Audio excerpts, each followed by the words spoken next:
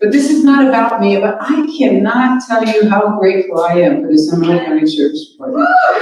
When the blue lights used to come on behind me, there used to be some other kind of feelings. I'm just saying. But now, these are my friends. These are my people. And I am so grateful that I can introduce. Sheriff Dennis Lemma used to come to the rec with his beautiful wife, Miss Palazzo, back in the day, and she would put a little lipstick on, and we knew what was happening. Wasn't said or told. This was before they were married, or they were courting. But I get to see an amazing man of God who is sheriff over our county here, and he is just, I can't say enough about him.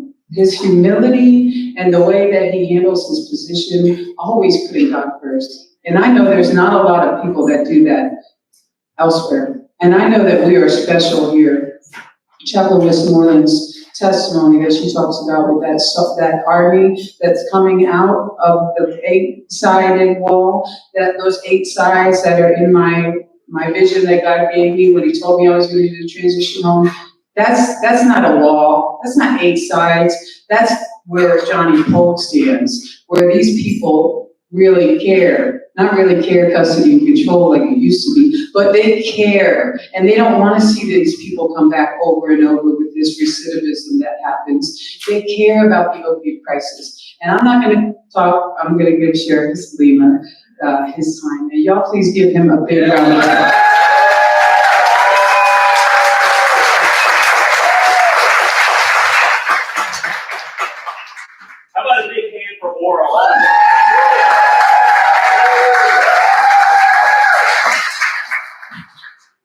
So you still have to go to church tomorrow morning, right? One of the beautiful boys who has great testimony, and God bless you all for being here, supporting such a noble, honorable cause as this. You know, when we look back at what's going on in our world right now, I think it does not take us to witness very long to recognize the hate that we have that divides us. Regardless of what news source that you look at, whether it's television or you read the papers, you're always seeing something that separates us. Our politics, our religion, our beliefs on where we're going to eat at a restaurant. But it is incredibly challenging when we look at what society has evolved to today. The word that we use to describe that is hate. Hate is a very powerful word that has an emotional bond, an emotional connection that is almost unmatched. When you dislike something, it's different than when you hate something. Hate creates anger and fuels that action and reaction to certain situations. What's interesting is when you look at every single word and the way that we communicate with one another, the word that comes closest to having that same connection, I make the argument a stronger connection, is the word love. Love is the only thing that has the power and ability to combat hate. You can't like something and like it a lot and be hate. You have to love and show passion and desire. And when we look at organizations and efforts and energy that people put into causes, I think we go back to what our Christian beliefs have taught us, right? I found myself on many regard in the past 5 or 6 years saying, what would Jesus do? And it wasn't what would Jesus do as a slogan that we see on the back of a bumper sticker on the back of a car. And it wasn't just a pause for a moment. It was literally, what would Jesus do? Jesus had always found people who had wandered away from the sheep, the shepherd of men, and pulled them together. People who were challenging and misguided in misdirection. He was always the people in the early stages that he was attracted to and bring them in. People criticized him and said, why would you break bread with some of the people that you're breaking bread with? We have a tax collector. You have people who have wavered along, and he pulled everyone together and demonstrated what love and belief was about. So when we look at today's society and our responsibilities as a policing organization, and I use that term policing very specifically because you won't hear the word policing being used by a lot of people that hold the position that I hold here in Seminole County across the country. The word that you'll hear more commonly is law enforcement. Law enforcement officers, law enforcement agencies, law enforcement authority. And indeed, law enforcement is a significant portion, but only a small fraction of what good, solid, effective policing should be about. Policing should be one with the community and holistic and extend well beyond just the sensationalized aspect of apprehending an individual and then taking them to custody. When you do that, then what?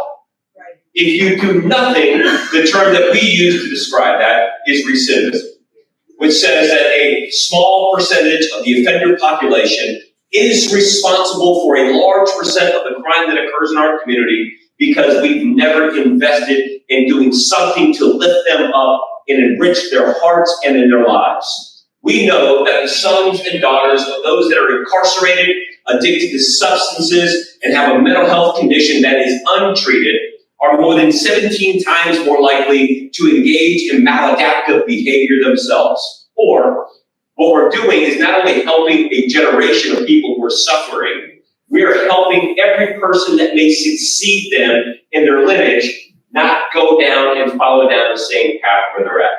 In order to do that, we have to break away from traditional stereotypes. Like, you won't hear me using the word jail. Jail represents the brick and mortar that holds people in and confines people, and a correctional facility is one more time to our ability to verbalize the behavior and actions, what should be occurring on the inside. Jails are not intended across the country in these places for some of the programs that we've initiated until now. It was care, custody, control, care, custody, control, release, and reincarcerate. And what we've done is we've challenged that basic assumption and said, we feel that with love, with passion, and with Christ, we can change somebody's life at a vulnerable part in their lives, right? It's the time that you get incarcerated and you find yourself in a correction facility, that you get off drugs and alcohol, that you find God. You want to move your life in the right direction, and if we don't capitalize on that at that moment in time, we lose our opportunity to move down that path. A big part of that is people wanting society to see them differently. And we always tell people that the first step in doing that is for you to see yourself differently. If you want others to see you differently, you want greater status, you want some level of respect, you must respect yourself at first. And we know that crime, hear me, crime is a symptom of another problem. In 32 years here at the Seminole County Sheriff's Office, I have never heard of a scenario where the moment is where somebody is conceived and born, that the first time that they can speak words, that their desire for life is to violate the rights of other people and spend the rest of their life in jail. That simply does not occur. There's something else that goes wrong in the path that leads a person down that path. And I will tell you the top 3 things on the list, now and previously, are substance use, mental health, and an absence of good, solid, effective mentoring and parenting. And I'm going to talk a little bit about those 3 areas. 1, we use a word in this business a lot called rehabilitation. And rehabilitation is incredibly important, as the people that are in this room know so well. But in the purest sense, rehabilitation means make what it once was. And that is absolutely wonderful, but we live in a society where some were never right in the first place. Little boys and girls have no choice who their mommies and daddies are, and some are given an unfair shake at life from the moment that they're conceived. They had the most formative years on the living room floor of a home that is probably largely involved in criminal activity and behavior, And it was an example to me when I executed a search warrant for a serious felony offense, and I had a 5-year-old tug me on my pant leg, look up at me, and say, check me to see if I have any warrants for my arrest. Wow. A 5-year-old as their guardian, and I use that term loosely, as their guardian is taken away in handcuffs for committing a serious felony offense. In order for us to enrich people's lives, we must habilitate as much as we rehabilitate in order to do that. That's why we partner with our schools, our organizations, our partnering faith-based partners that help us be able to do that. Second, substance use disorder. As Aura told her story, dependency is a real thing. And it is not a situation of trying to split. It's not a situation of trying to make bad people good, but rather sick people well. And we have to treat addiction and dependency like it is a medical condition. We do that with medical-based treatment therapy, cognitive behavioral therapy, the church, our faith-based partners that extend outreach. This is why this organization's efforts are so incredibly important. For the first time in our lifetime, the average life expectancy of a U.S. citizen is diminished because of an opioid crisis like we've never experienced before.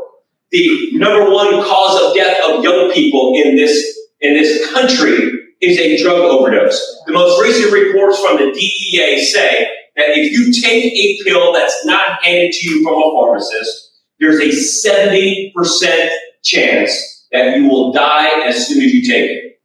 Think about that. 70% chance. There's a lot of us in this room that filled out our first job application and said we experimented with some type of substance that was illegal. But can you imagine if 7 out of 10 people that checked that box on their first application died as a result of what they did?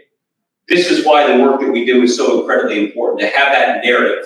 There are many angels that are in this room that have served as ambassadors that have gone out there and shared your success story, because it's one thing saying that these things are important as the sheriff and as the chief of corrections and the captains and all of our dedicated team that works so hard at this thing, but there's an expectation that we will be saying that. When you come out as angels, you say, we're not saying do what we said. We're saying do what we did. We're the living example of recovery, of perseverance, that we can overcome anything that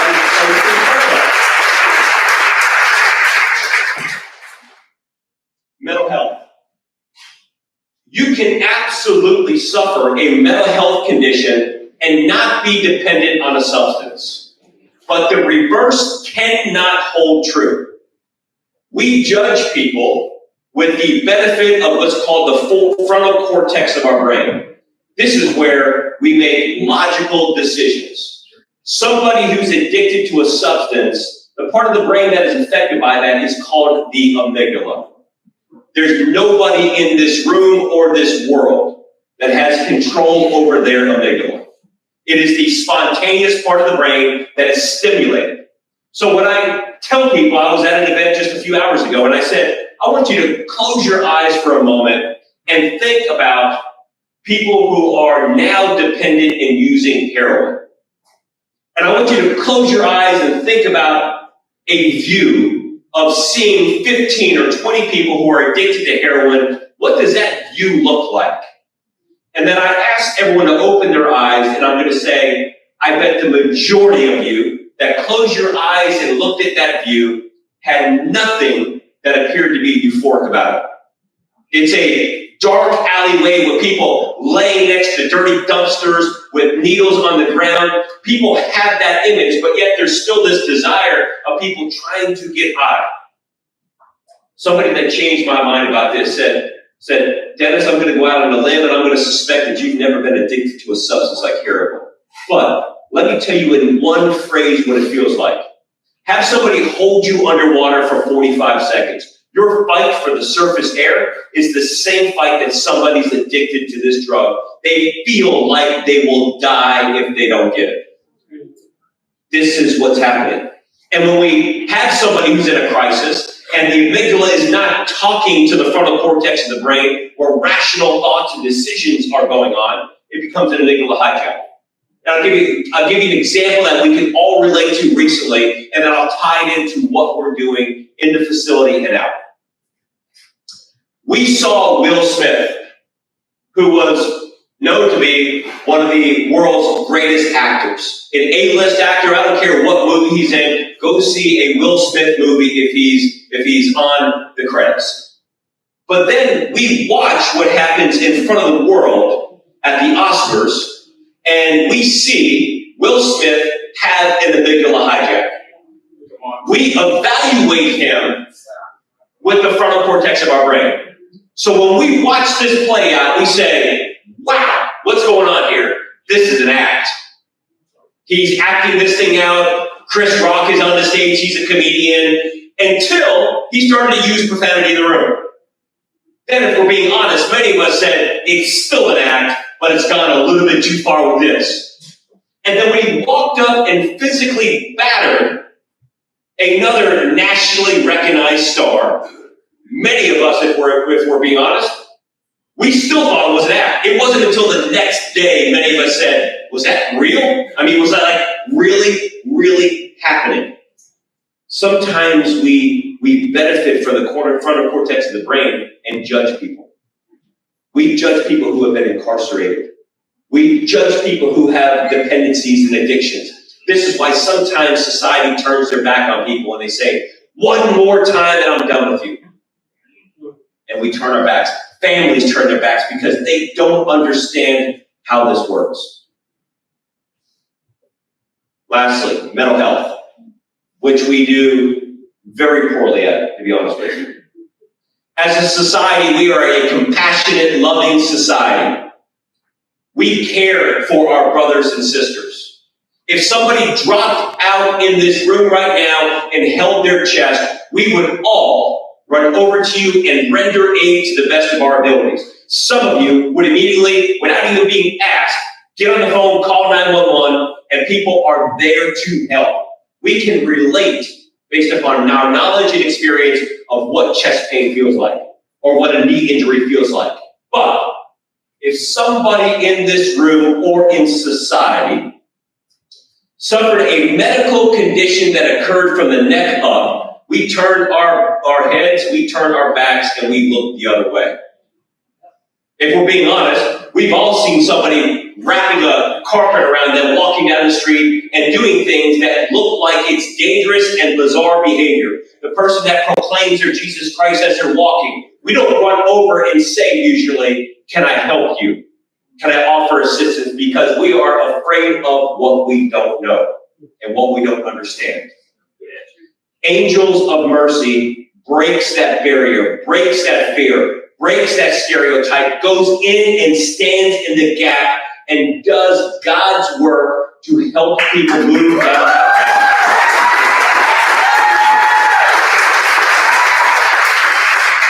And your presence here, your generosity, your advocacy, whatever you can do to make sure that this continues to expand is so incredibly important, especially right now. We see the momentum. We see families reconnecting with their loved ones. We're seeing moms become moms again, and daughters becoming daughters, and people are getting up to a level of stability.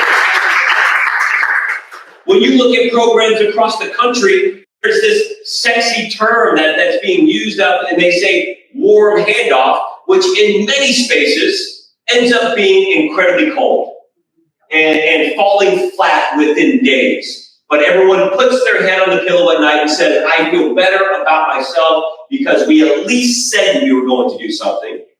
This organization does something different. They make good on their promise. They make good on their commitment. They change lives. Many people in the room here that are angels are a walking testimony to that.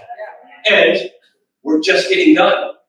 Whether it's substance use training, whether it's affordable housing, I reflect back on when I went to school, these are all Maslow's hierarchy of needs. If you don't have food and shelter and all of these things that are absolutely necessary, nothing else is achievable as you move on. So whatever you can do, I think the biggest purpose here is for us to raise money and awareness, because money and awareness means more people. It means more families, more opportunities for expansion. And right now, there's a momentum to change.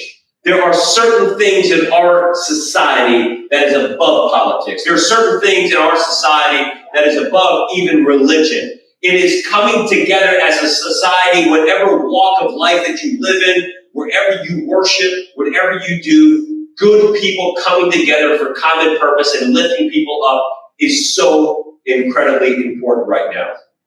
And as I close out, although none of this is possible without Aura and her vision, her drive, her blessing, God has selected you to do great work.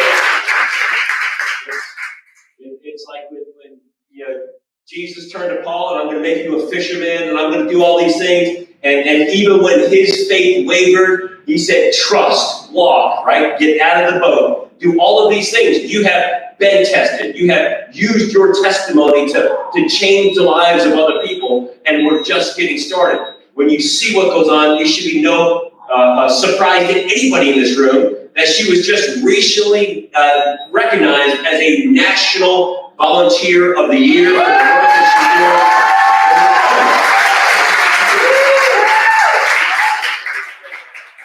I am so grateful for you and your team of angels that do this work. And last and certainly not very important to me, and actually it starts with me, because I can have whatever vision, whatever desire, whatever dream. I can give a speech. I can do all of those things, but none of that is possible without people who are closer to the individuals that are affected than I am making this happen.